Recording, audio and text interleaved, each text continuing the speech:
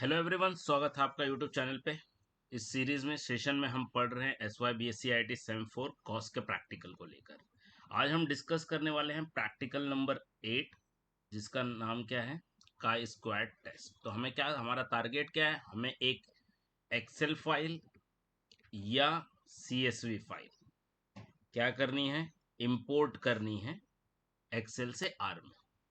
Then import करने के बाद उसके ऊपर काई स्क्वाड टेस्ट परफॉर्म करना है। बस इतना सा प्रैक्टिकल है हमारा। तो पिछले सेशन में जब हम हाइपोथेसिस टेस्टिंग की बात कर रहे थे तो हमने देखा कि एक्सेल फाइल को कैसे इंपोर्ट करते हैं। आज के इस सेशन में हम डिस्कस करेंगे कि CSV फाइल को कैसे क्रिएट करेंगे और कैसे इंपोर्ट करेंगे। ओके, तो चलिए स्टार्ट करते हैं। पहले समझ लेते हैं कि काई स्क्वाड टेस्ट एक्चुअली है क्या। तो chi-square test is a statistical method is used to determine where there is a significant association between the two categorical variable or not.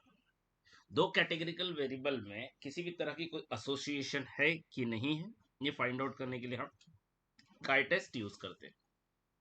तो there is a common situation where the chi squared test is applicable. Independence testing में आप use कर सकते हैं, आप goodness of fit में use कर सकते हैं, जहां पर ऑब्जर्व्ड और एक्सपेक्टेड वैल्यूज कितने एक दूसरे के करीब है वो देखने के लिए, वो फाइंड आउट करने के लिए होमोजेनिटी टेस्ट कर सकते हैं, टेस्ट ऑफ एसोसिएशन। तो इन सभी केसेस में आप काई स्क्वाड टेस्ट परफॉर्म कर सकते हैं।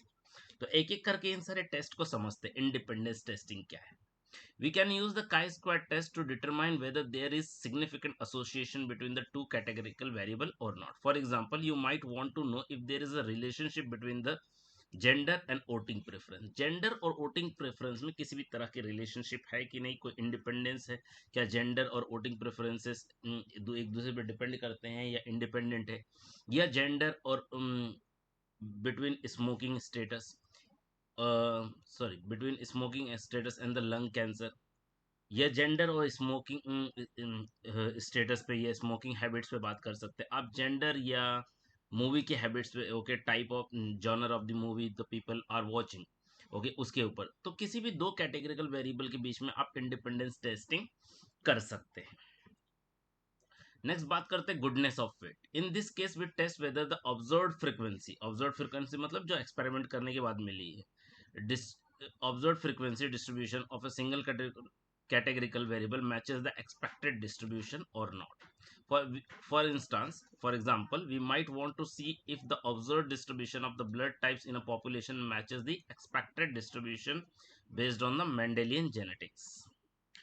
तो इस तरह की जब कभी हमें टेस्ट करनी हो तो that is the goodness of fit test. ऐसे टाइम पे हम स्क्वायर टेस्ट यूज कर सकते हैं। होमोजेनिटी टेस्ट, होमो मतलब same, okay, same category.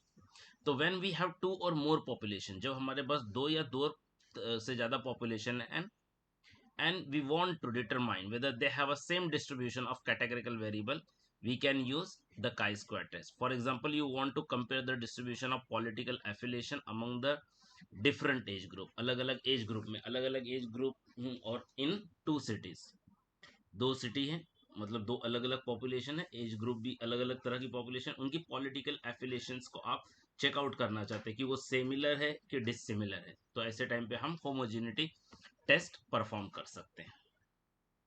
The next test of association. This includes the situation where you examines or we examine the relationship between the variables in contingency table. For instance, we might want to investigate if there is a relationship between the educational attainment and income level. तो ऐसे time पे हम लोग क्या कर सकते हैं, test of association perform कर सकते हैं। तो बात कर लेते हैं प्रैक्टिकल की। प्रैक्टिकल जैसा हमारे सिलेबस में लिखा गया, import the data from Excel और CSV and perform the chi squared test. तो चलिए शुरू करते हैं। पहले हम आज के सेशन में हमने ऑलरेडी डिस्कस कर लिया कि पिछले सेशन में हमारी बात एक्सेल फाइल को लेकर हो गई थी। आज हम बात करेंगे CSV फाइल को लेकर। तो ये रहा CSV फाइल। तो CSV फाइल कैसे क्रिएट करना है, देखो आप नोट पैड में भी CSV फाइल क्रिएट कर सकते हो। तो यहाँ पर जो मेरा क्वेश्चन है, ये क्वेश्चन है कि जेंडर और type of the movies people are watching. तो तीन तरह की मूवी के टाइप्स है। पहला जो मूवी का टाइप है that is the action movie, just 1 minute, action movie है, और दूसरा टाइप है ड्रामा, तीसरा टाइप है कॉमेडी। तो मैंने वो तीन टाइप्स लिख दिए, पहला कैटेगरी लिख दिया एक्शन ड्रामा।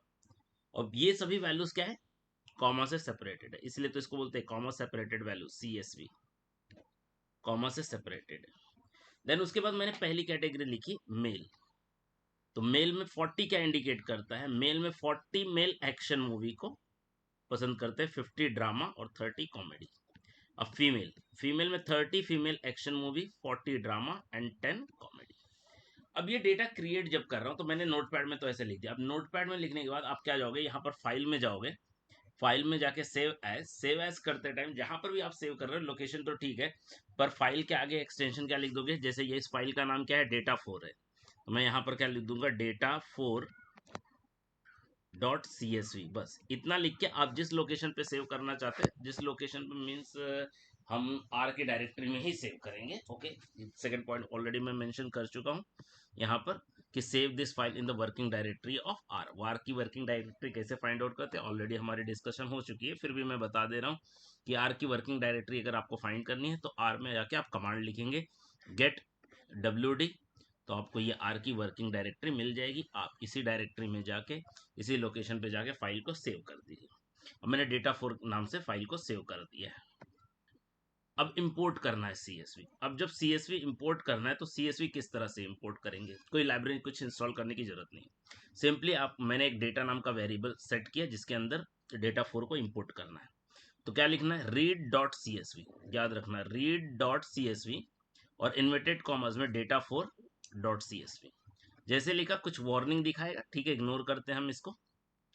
फिर जैसे मैंने डेटा को क्या किया, प्रिंट किया, ये मेरा डेटा आ गया, तो ये ओवरऑल डेटा। अब जब इस डेटा के ऊपर मुझे काई स्क्वायर परफॉर्म्ड करना है तो इस डेटा को मुझे डेटा फ्रेम में कन्वर्ट करना पड़ेगा, इस डेटा को मुझे डेटा फ्रेम में कन्वर्ट करना पड़ेगा। तो डेटा को डेटा फ्रेम में कन्वर्ट करके और स्टोर करने के लिए मैंने एक और वेरिएबल सेट कर लिया, काय अंडरस्कोर डेटा। आप कुछ और नाम भी ले सकते हो, कोई प्रॉब्लम नहीं, काय अंडरस्कोर डेटा मैंने ले लिया। असाइन कर रहा हूँ डेटा डॉट फ्रेम। अब मैंने डेटा 4 जो स्टोर किया था वो कहाँ पर स्टोर किया था, डेटा में स्टोर किया था। ओके, तो डेटा में स्टोर करने के बाद उसी डेटा को मैं क्या कर रहा हूँ, डेटा फ्रेम में कन्वर्ट कर रहा हूँ। तो data dot frame data. Okay, अब काय डेटा अगर मैं रिप्रेजेंट करूँ तो इस तरह से मेरा दिख रहा है काय डेटा। अब इस डेटा फ्रेम के ऊपर मैं काय स्क्वायर अप्लाई कर सकता हूँ, तो कैसे अप्लाई होगा, तो काय SQ, काय SQ डॉट TST, मेरा जो डेटा है डेटा फ्रेम वो क्या है, काय अंडरस्कोर डेटा है, तो उसके पास तो जैसे लिखते क्या आ गया, PS ओनियन chi square test. Okay, data काय डेटा, डेटा मेरा क्या है, काय डेटा है, ये काय स्क्वायर की वैल्यू आ गई कितनी, 4.7288, degree of freedom 2, P value कितनी आ गई 0.094। तो इस तरह से हम काय स्क्वायर टेस्ट परफॉर्म कर सकते हैं। तो that's all about the R practicals कि how to perform the chi square test in R. Thank you for the watching. अगर वीडियो अच्छी लगी है तो लाइक करें, अपने दोस्तों के साथ शेयर करें, और कोई प्रैक्टिकल परफॉर्म करते समय अगर कोई परेशानी हो या किसी तरह का कोई एरर हो तो आप चैट विंडो में मेंशन कर सकते हो या कमेंट में मेंशन कर सकते हो। Thank you so much for the watching.